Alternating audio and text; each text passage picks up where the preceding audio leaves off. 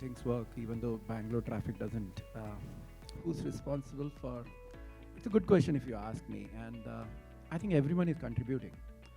But first of all, if you ask me, I look this particular question in a different manner. Who all are contributing in the stress factor first? Then we'll try to see who all should help in that de-stressing factor. So when we did this exercise, and I keep on doing on it, that first thing we realize is that organization itself, when it talks of do this, do that, it will de-stress. In any way, are we also adding the stress? And my biggest finding was that in organizations, especially managers, the leaders, they bring the maximum stress on the organization. Take my word.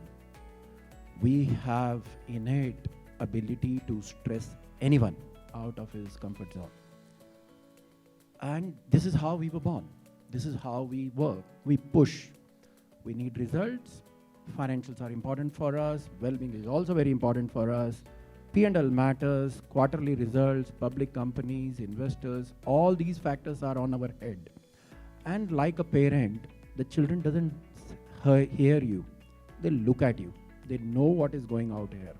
And then with some of us are not mature enough, then we also use that as a pipeline to just pass it on to the employees. The next level goes to the next level, and the guy at the bottom takes all the brunt.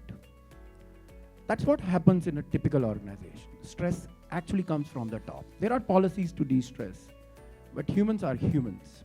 So I think the important factor for first, which I realize, is that our policies are good. As a Tata, we were the first one, even before independence, to start provident funds. We have crutches. We have all the right infrastructure in place. But I think where we are playing the most important role is that the leaders to behave themselves. They need to be the role model there. Even if they are stressed to some extent, they have to reflect that there are ways in which they are dealing with it. It helps. The leaders are responsible as number one. Number two is the managers. We don't train our managers in a manner that they are actually act like a manager and not like someone who's just pushing the employees to a large extent just to get this output from them. So I think this internal training, understanding, and a huge part of communication, that we all are humans at the end of the day. And we all will be stressed, personal, official, or for many other matters.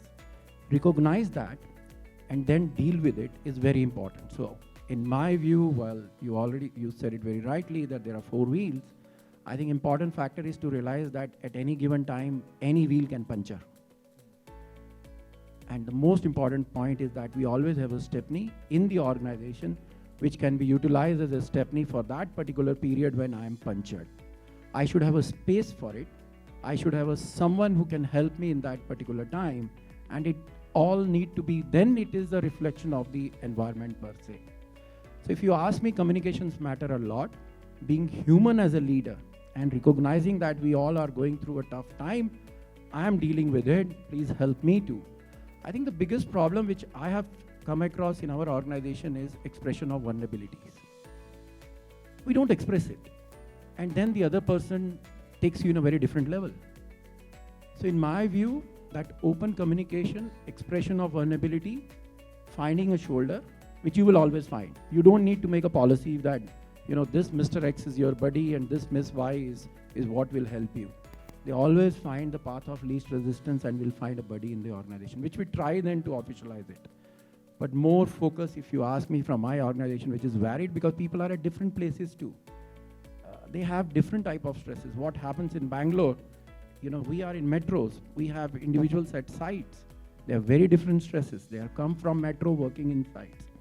So in my view, environment plays an important role, and there is no one fit solution for all.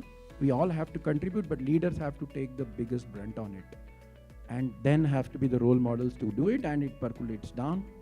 Hopefully it helps.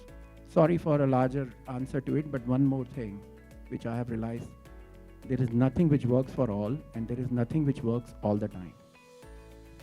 We have to keep on innovating for ourselves and for the situation, because environment is changing humongously fast than the way we used to be 30 years back.